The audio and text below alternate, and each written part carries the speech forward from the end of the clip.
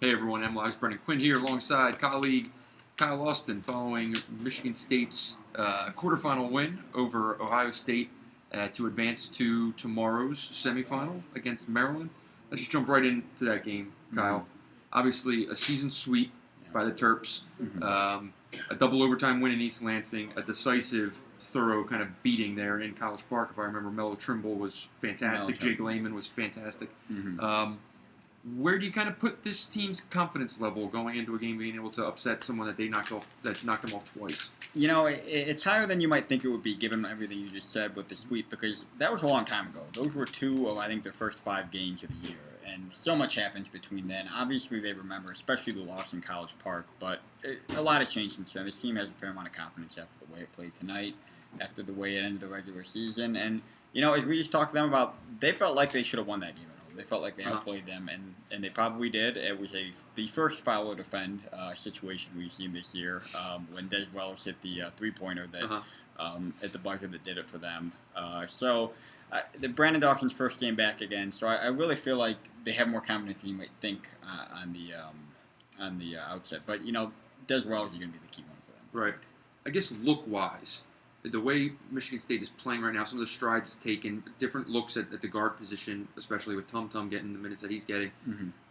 I think jotted down the 3 words that Tom Izzo used to describe the loss in College Park were awful, pitiful, and inept.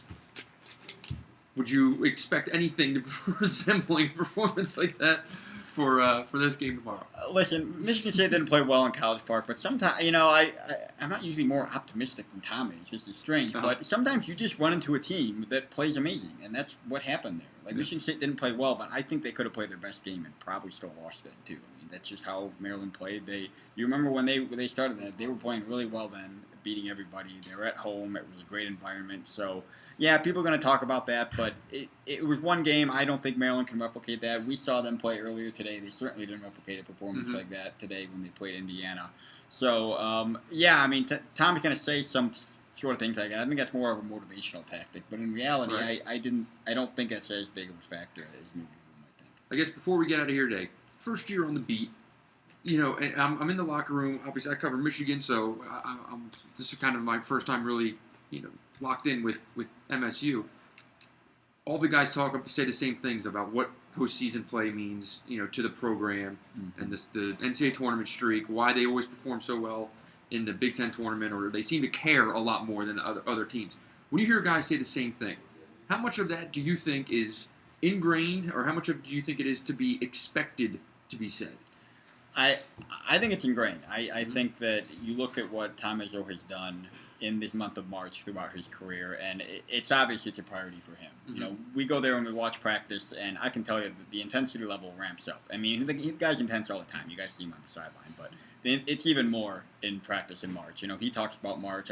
From the time these guys are recruited, I think they know that that's the focus of this. You can go talk to the freshmen who never played in March before, and they can go on about what it means to them. Talk to Tum Tum. He'll go on and on about March and what it means to them.